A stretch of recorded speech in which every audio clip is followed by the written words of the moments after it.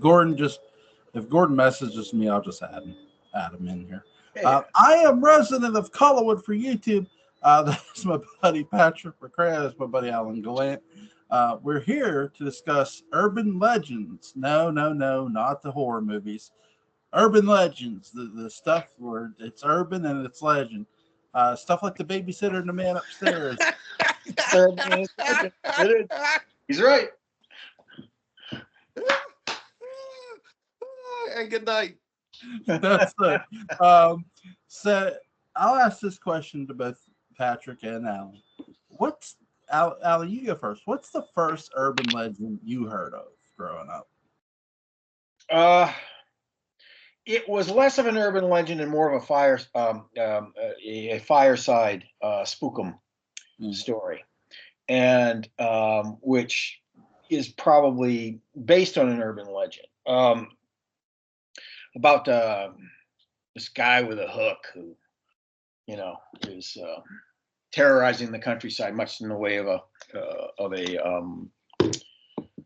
of one of the horror movies, Escape from a Mental Asylum and all this. And you go into this great detail about this story, and then you scare the hell out of somebody by having, something that resembles a hook and you rub it across their back, that kind of thing. So it's a spookum story, but at the same time, it follows the sort of provenance of an urban legend. It's a story urban legend rather than like an assumption about what's true and what isn't. Most of the urban legends that I know are miscommunications. It's like, you remember when you were a kid in kindergarten and the teacher set you in a circle and you played telephone? Oh, yeah. That kind of stuff Yeah. is kind of how some of the urban legends were kind of developed.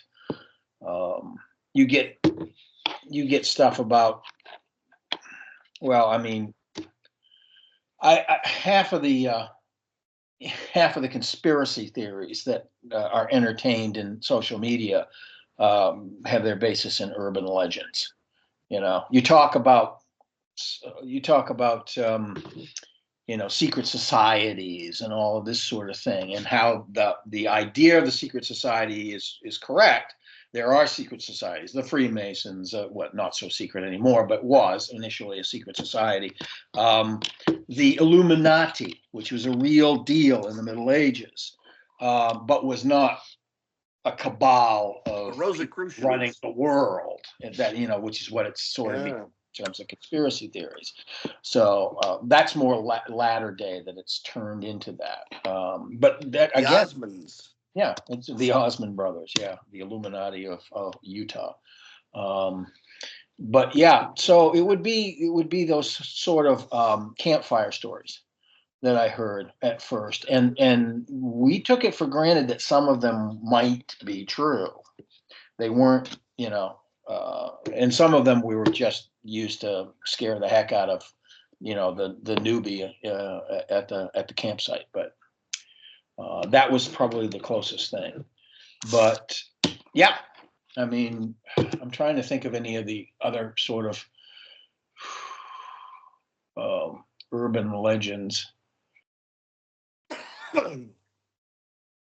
Yes, secret societies and that sort of thing, probably in terms of legitimate urban legends, would have been among the first things that I heard about. In my neck of the woods, Catholicism was frowned upon, if you know what I'm talking about, where there's urban legends about the Pope being the Antichrist and things like that.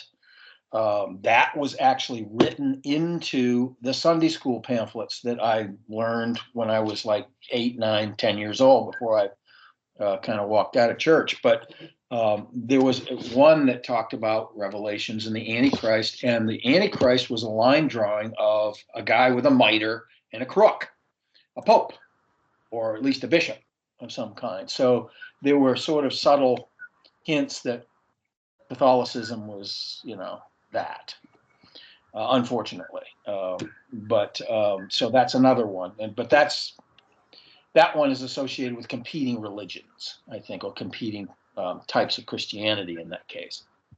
And you're talking about rural sort of legends rather than more urban legends, I think, in that case. Yeah. Patrick, what's the first urban legend you heard about growing up, man? When I was a boy in India, my father had been a brigadier general and was there representing the British East India Tea Company. And so we were there protecting its interests. Mm. And if one got sick, there was the urban legend Yes. about this figure, this old crone who would show up and she would take you to this strange house and she would make you lie on wooden slats and she would deny you medical care and she would deny you pain relief, more importantly, and you were just left there to die. And if your parents wanted to see you, your family wanted to see you, she would prevent it and say no. And when they asked what her name was, she said Mother Teresa. Mm. This is not That's so actually much. true. That's That's Mother right. Teresa did all those things. She was a Yes, she was really into cult of mixed suffering. bag. Yeah, cult of Yeah, she was obsessed with suffering. So, Yeah. but that's not an urban legend. That actually turned out to be true. Yes. Uh, so that Christopher Hitchens has had a lot to say about Mother he, Teresa. what was the book? The Missionary Position, I think, was the Some, name of the yeah. book he wrote about the truth on Mother Teresa. It was crazy. Uh-huh. Now I'm just, I mean, I didn't grow up in India. Come on. Anyway, so I think the first urban legend I ever heard, mine were all sort of more commercial, which are also urban legends. That Mikey, the kid from the Life cereal commercials, died from a Pop Rocks Yes. overdose, Pop Rocks and Coke. Oh, yeah. And the rat and the Kentucky Fried Chicken and the mouse and the the spider eggs and the bubblicious. Yeah. spider eggs and the bubblicious. Yeah, and I conducted many experiments to see if that was true, and it wasn't. And I wrote angry letters to the company about that, saying they needed to work on their spider egg quotient. It was Absolutely. way down. And that's a lot of work. If you think the little Kinder Prize, things were rough, man, getting those spider eggs in there, that was the tough surprise. Yeah. I had started, my parents were relentlessly sensible. And my father especially is very good with critical thinking. And so, if I heard any of those things, he was very good. My mother was good too about reasoning with me about that stuff. Debunking. So Yeah. yeah, I grew up really in a vacuum of a lot of that sort of thing. When kids on the schoolyard would talk about that stuff, it was I was always the James Randi of the crew, going, no, come on, that's ridiculous. And so really my first exposure to the concept of the urban legend was as a concept of an urban legend, a thing that wasn't true. And there was a social historian, I guess, named Jan Harold Brunvard, and who wrote some very good books. His first is called The Vanishing Hitchhiker. And they dealt with urban legends as urban legends. They're fun books of stories because he would talk about them. He would relate the story, the hook in the door and of the car, the young lovers, and there's the vanishing hitchhiker and so on. Yeah. And one of the things that strikes me as so interesting is that, as Alan said, the concept of the urban legend continues, and I think it may be even more pervasive today than it was back then. I mean, and no matter how much evidence you offer now, you're always told, now you hear, oh, where did you get that fact?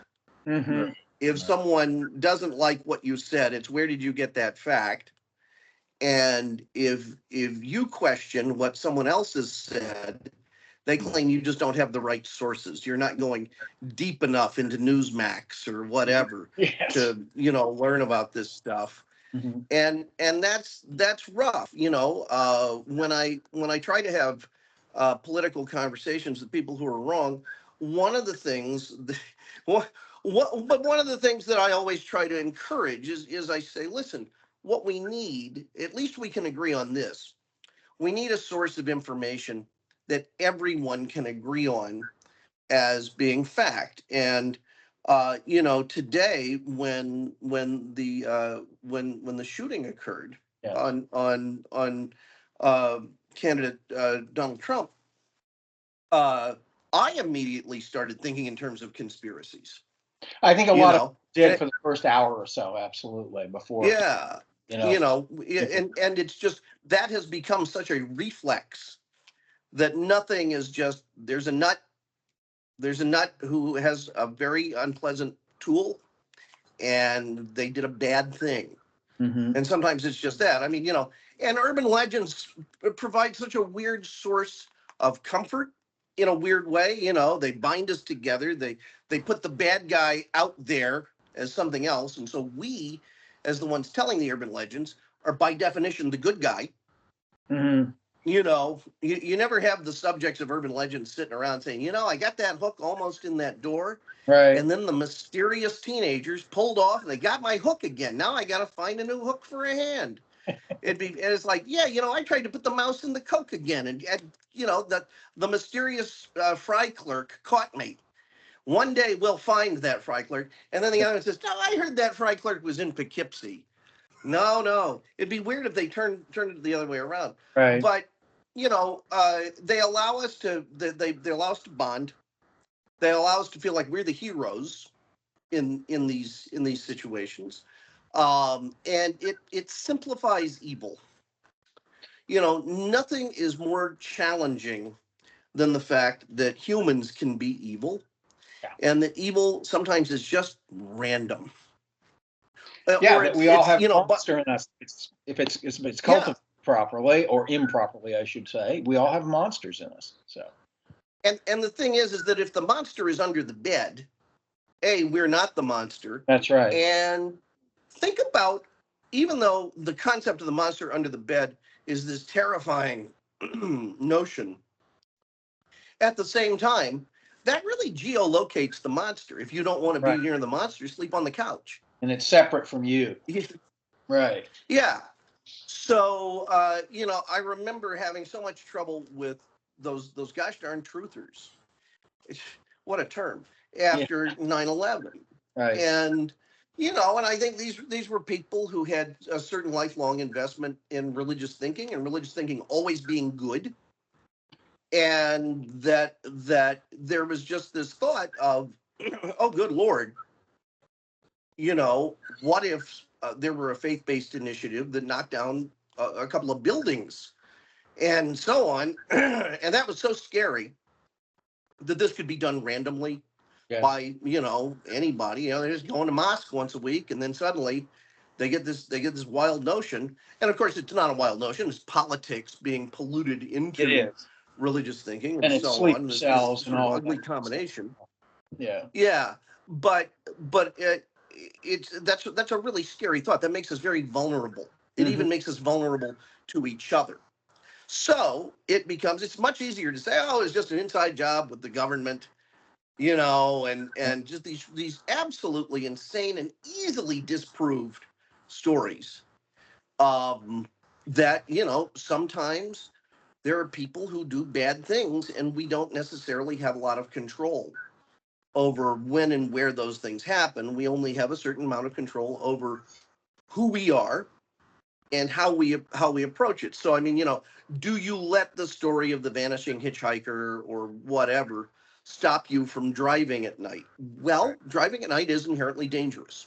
Yes. There are more, because you just can't see stuff. There's more, but it helps if you turn on your headlights. But seriously, so, these urban legends kind of exist. And what's the side effect? Well, maybe fewer people drive at night, and people are a little safer. And it's almost like evolution. The more people who don't drive at night, they live to create more generations of people who don't drive at night. Right. And those stories also continue. It's a fascinating phenomenon. Now, Jewel, I got to say, I've never seen the urban legends horror movies. It only occurred to me later when I saw you sort of listed urban legend singular that you might have been thinking I was talking about the urban legend movies. So have either of you seen these films? Yes, I've seen them. How are they? The first one is really, really great. The second one's pretty good. The final cut, they call it. It's pretty good. It gets a little corny at the end, but the first one is really, really good. It's that's sort of Jared Leto's breaking out movie in every way. Is Urban Legend. I will say that they do apply urban legends in the movie, obviously, because it's called Urban Legend. They talk about urban legends because the killer is using urban legends to kill his victims. That's very Scooby Doo. For example, how you were always told, "Hey, check the back seat of your car because there might be a killer back there," and that sort of stuff. So they use that, and they use that as the plot in the movie. Same thing for the second movie, but the second movie is really weird too because they're a bunch of both take place around colleges, which is just like okay. It's sort of your post Scream movies. Some call them the last of the Scream movies. I would say though it's more aimed for a teenage audience. It's not necessarily aimed for a Scream audience in a sense. I would say you guys might disagree with me if you saw them. So I maybe. It sounds like you're dealing with a youthful cast, and they're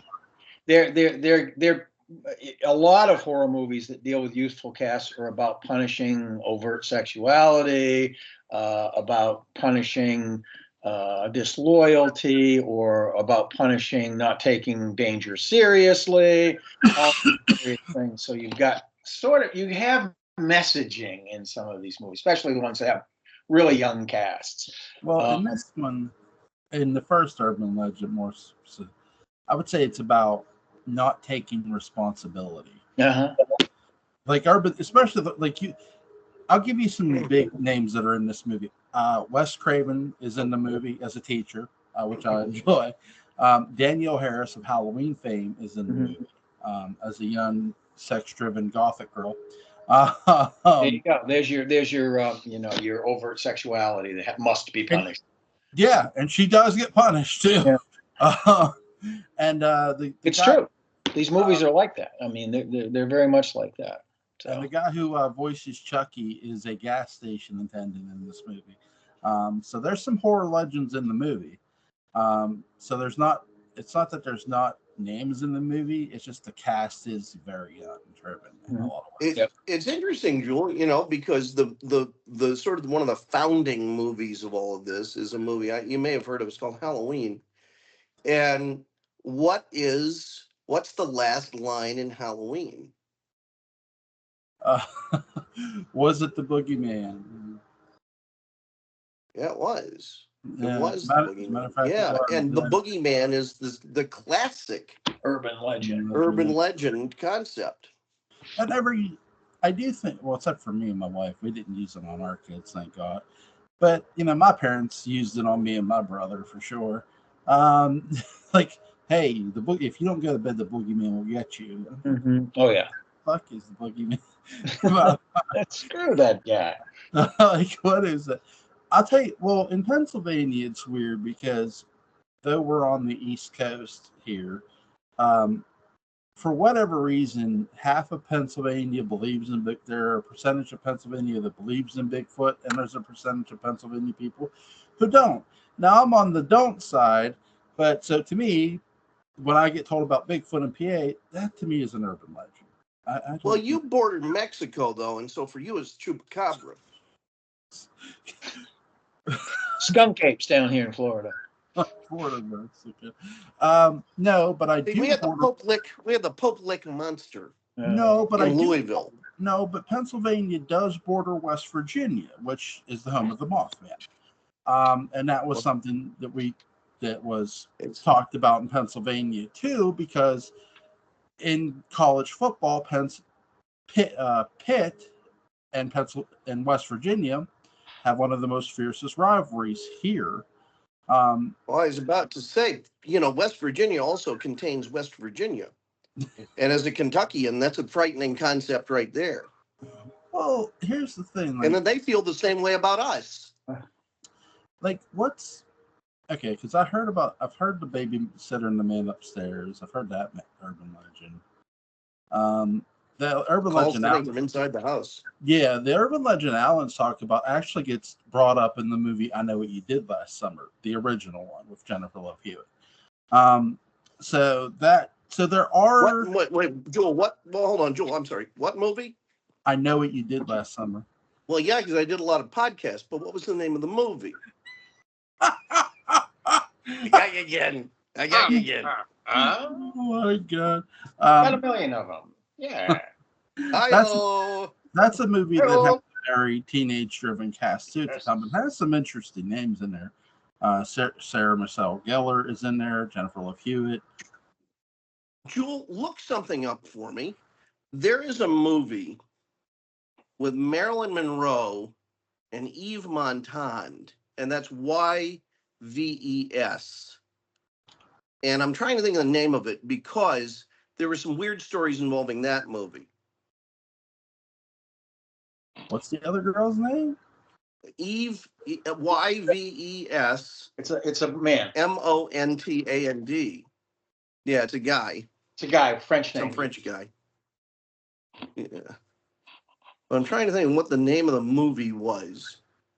Can you tell me that? Let's Make Love? That's the name of the movie? Well, that's nice of you to offer, Jewel, but what's the name of the movie? Oh, my God. Yes. Yeah, that's the name of the movie. I got you again. I got you again. Oh, my God. This is gonna be the Halloween Friday night podcast all night. No, but yeah. Now when a billionaire, John Mark Clement, learns that he is Wait, stop. It was just a setup to get you to say the name of the movie to me. That was all. That was it. We don't have to hear about the movie. Okay. And then there was the story of the podcast guest who wouldn't shut the hell up. The you hosts will tell each other. Yeah, the host is here. When the weather is right, the man in the gold coat shows up with the hookah. Oh my god! First, you tell me you saw what I did last summer, and then you say, "Let's make love." What on earth? Blackmailing you into sex. Oh my god! So, if you do, before I ask more about urban legends, if you do watch the two urban legend movies and the I Know What You Did Last Summer, you will hear those themes in those movies. Now, I would say that I Know What You Did Last Summer is a very strange movie because it takes the fish hook, it takes the guy with the hook on the hand and makes him into a killer. But there's also something that happens within that movie too that causes that in a sense. So, and I won't spoil it for you guys, but so here's my question: that was Kevin Williamson's job? What's a local legend a local urban legend that you guys heard about where you guys? Because Alan, you grew up in Maine, right? I did, and there are a lot of those kind of spooko legends, but the one that comes to mind is about 30 minutes south of Bangor is a town called Bucksport, Maine. And there was actually an influential family of seafaring people called the Buck family, and that's why it's named Bucksport, sort of like Collinsport for the Collinses. But there is a monument in the cemetery, and it's right on practically on top of the main road that goes through Bucksport. There's a monument to the Buck family there, and there is the outline of a boot.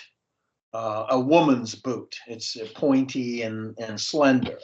And the urban or suburban or rural legend that goes along with that is that old Captain Buck back in the day, several hundred years ago, condemned a woman to hang for witchcraft.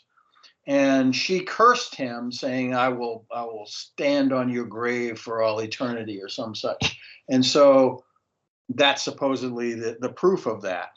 It's an anomaly in a granite stone, is what it is. But other details have sprung up over the years to make it sort of a touristy thing, including, well, they replaced the stone and they kept trying to sand it out, but it kept coming back and that sort of thing.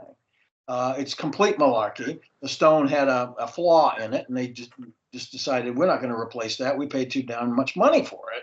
But that kind of grew up around that. So it's like Joshua Collins and all the inaccurate dates yeah, on the graves. He just wasn't going to pony up the scratch. It's like, I know what he cares. It's not like it's a TV show. Kept hiring these illiterate gravestone marker guys, and it's just like, you know. He was underpaying Cy Tomashaw. Shape of letter, shape of number. Yeah, I mean, they really hit their nadir with Sheriff Davenport on the gravestone. You know, I mean, it's just somebody was loaded the day that they assigned that. You know, come on, just give him a first name. For God's sake. Well, it's like in Lake Wobegon. There's Senator Kay Thorwalden, who's, you know, that's his first name is Senator. Right. Come on, it'd be Kevin Davenport or something. Chad, yeah. Or Dave Davenport. Dave Davenport. Maybe it was Dick Davenport, Private Eye. Yeah. So Joel, with me, even though it was a Tennessee legend, I would hear about the Bell Witch. Yeah. And I've even been to John Bell's grave, and which kept getting moved. And so the headstone there was stolen. It was just stolen by people out for kicks. Yeah. And which turns out were for kids. No, that's tricks. But and I went into the Bell Witch Cave, which is fun. But there are rational explanations for all of that. What was the big Louisville legend? Of course, Louisville has allegedly more ghosts than almost any other city in the country. Specifically in an area called Old Louisville, which, if you ever walk around in it, seems haunted as hell. There's these amazing, weird, old whiskey money houses. But we had something called I think like the Pope Lick Monster. And that's, I'm not setting you up. You can look it up. Is at this point, I would verify everything I said. Geez, it'd be interesting if I were in a presidential debate and they did that. That'd be nice. Yeah, anyway, and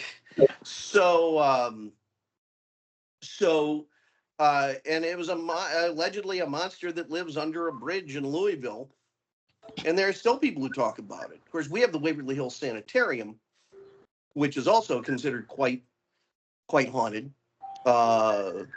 And I have theories about that. I don't believe in ghosts, but if I did, I have theories about how they operate and what they do. I think it's the best ghost theory I've ever heard. If I do say so, it certainly is the best I've ever come up with. But you know, unfortunately, with things like that, the mechanism by which we establish truth for everything, and, you know, like what medicines to take and what not to take and what mushrooms to eat and what mushrooms not to eat. And, you know, all of that sort of, you know, peer verified stuff. Ghosts, to my knowledge, have never really stood up to that. Either that or the knowledge has been suppressed, one or the other. But no, I think it's safe to say that the idea of ghosts has been propagated and held up by belief system rather than factual scientific. Now Dan Aykroyd would disagree, and but you know he's got a lot of that Crystal Head vodka going on. He does. So who knows? And he's second generation paranormal too. He is big into it, and that's pretty impressive. That's just a cool thing. Mm-hmm. You know, as a family hobby, that's nice, and you know certainly did not hurt in the writing of the top money making film in 1984.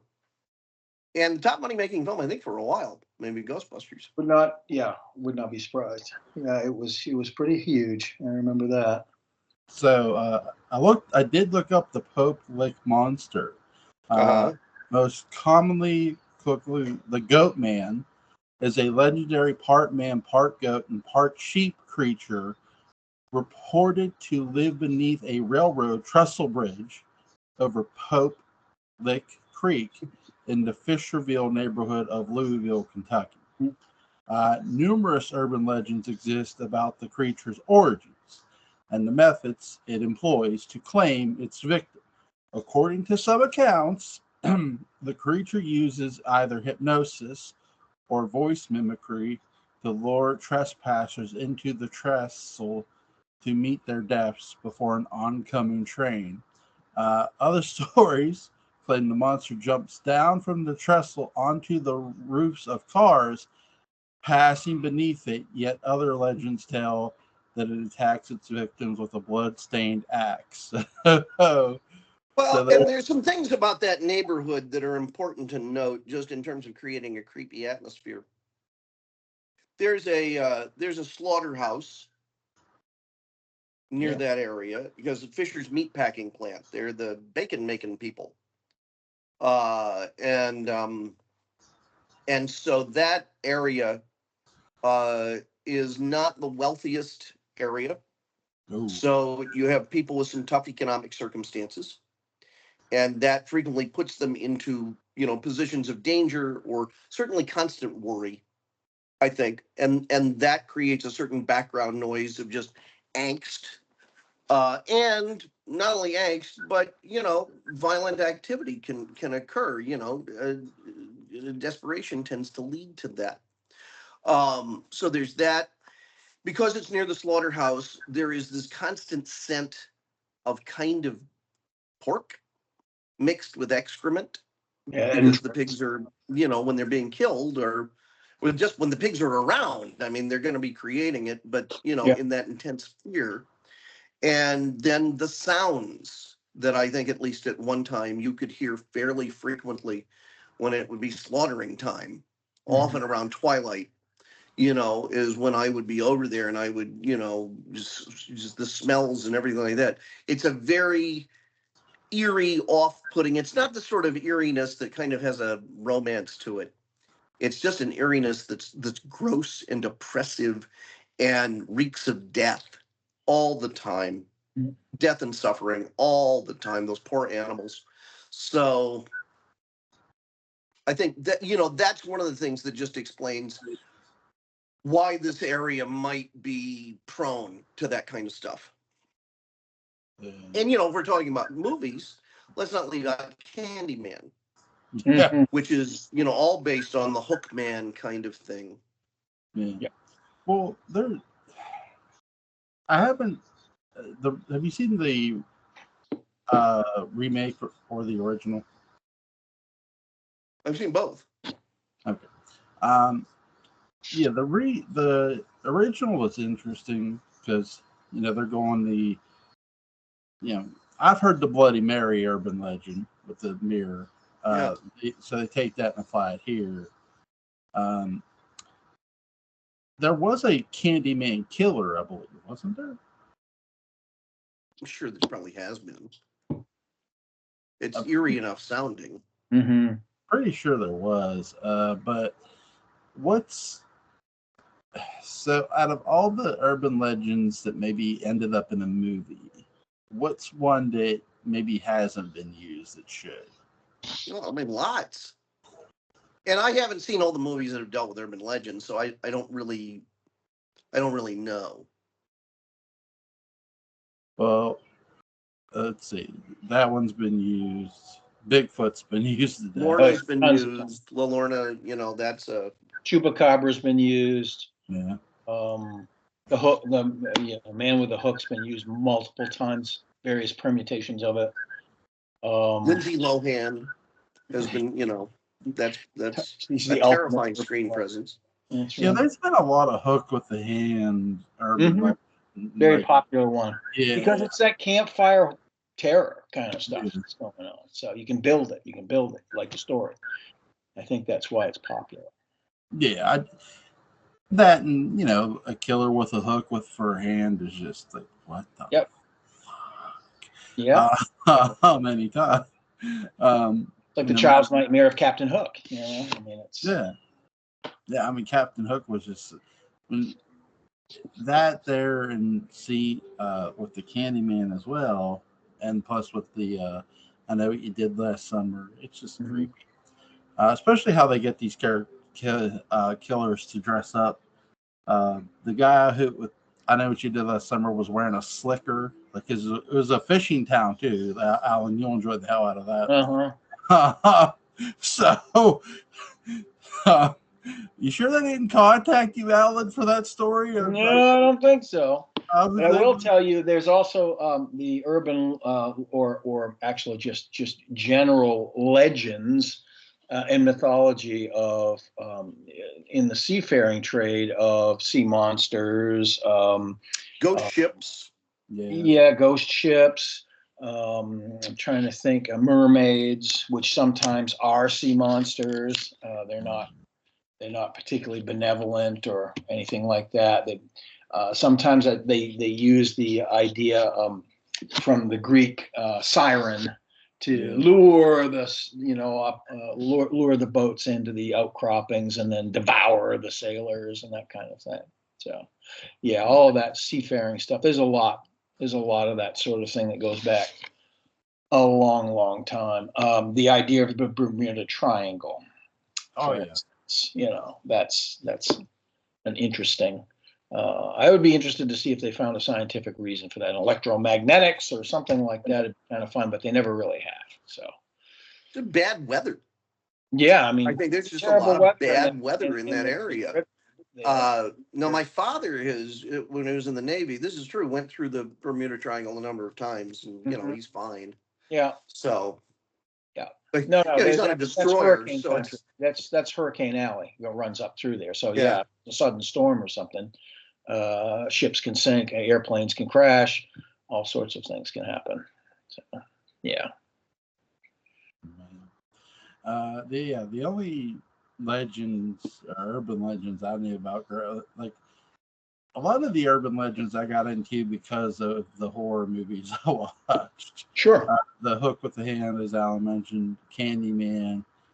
Yeah, for sure. And Boogeyman too. They made the Boogeyman. Yeah, the Boogeyman thing has been around. Like the Boogeyman is older than everybody sitting here. It is, and really they kind of gave a form to it because it's kind of a formless thing in its legend form, but they give form to it in those movies, which is kind of creepy. So yeah, in real life they don't really give it a form. They just if you don't listen to your watch parents, out for it, right? Boogeyman, right? And another movie that sort of implements Boogeyman is The Usual Suspects, because Kaiser Soze sort of the Boogeyman. Mm-hmm. He is a Boogeyman. There's no doubt. It's like. So it is used. There's a lot of urban legends sort of used, and not just horror either, just movies in general. Mm-hmm. Let's see. Well, not urban legend, but there's a lot of Ed Gein was used a lot in movies like the Texas Chainsaw Massacre. Psycho. I mean, that's not urban legend. That's crime. It's crime, but still, it sort of, the stories get bigger and broader and more outlandish with the telling, and then they become urban legends. So. Oh yeah, they do too. Yeah. So, what's your favorite fictional, like in a movie, fictional urban legend? Maybe, or in real life. A movie. A Candyman for me. Yeah, that's pretty cool. I really like the first Boogeyman film. There's something about it having come to life and you seeing it, you're seeing its aspect that was kind of fun. So, I like the aspect. Candyman's a great film, but I love the aspect of how in John Carpenter's Halloween, you bring up the Boogeyman. It's not just Michael Myers. And I'm going to mention this Friday too.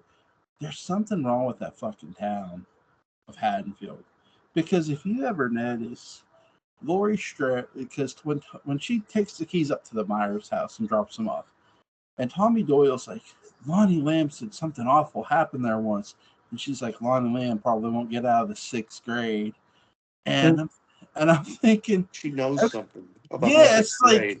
Right. It's like, wait, why'd you just shut him down there? Why didn't you just tell him the truth? Like, because there's no way you're going to convince me that Laurie Strode doesn't, who's 17, fictionally is 17 in the movie, doesn't know what happened in that house. Her father's real estate.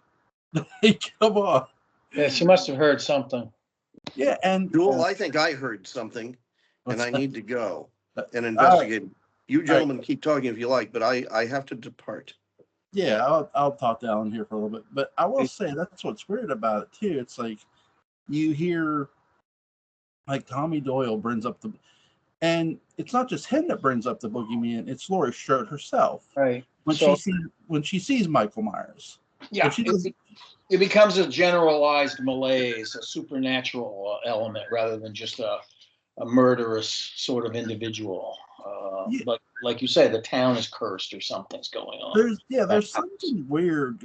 I don't know about. Well, I do enjoy The Curse of Michael Myers. That is a good movie. Mm-hmm.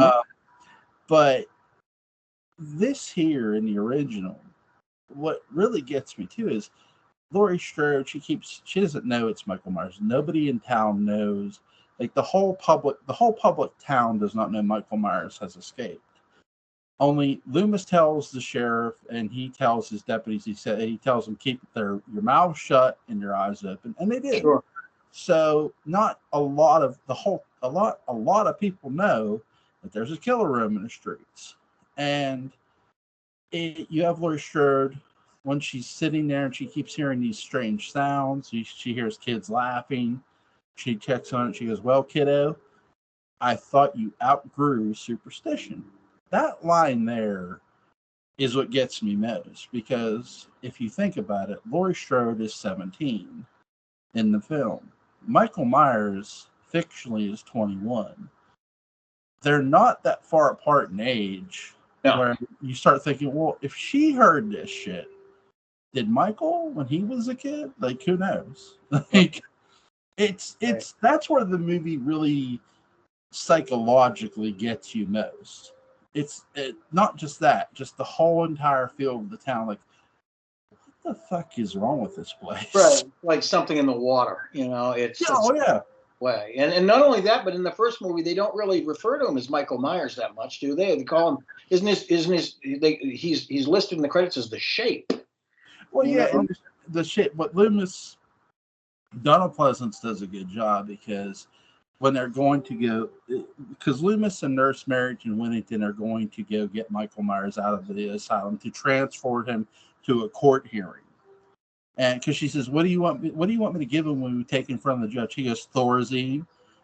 And she's like, zonk him right out. Yeah. He's like two different people. Without the mask, he's Michael Myers. Puts the mask on, he's the Shape.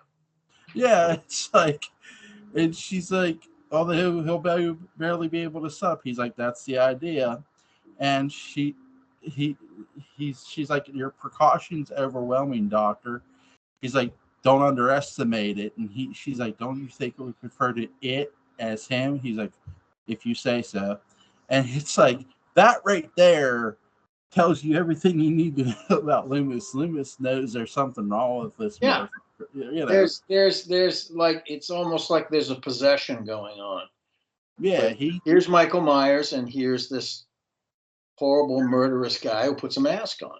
Yeah, it's something else. And when Laurie Strode asked Loomis, was it the boogeyman? He says, as a matter of fact, it was. That there, it's just like, it adds the elements to it. But yeah, there's just something strange about the movie Halloween, for sure.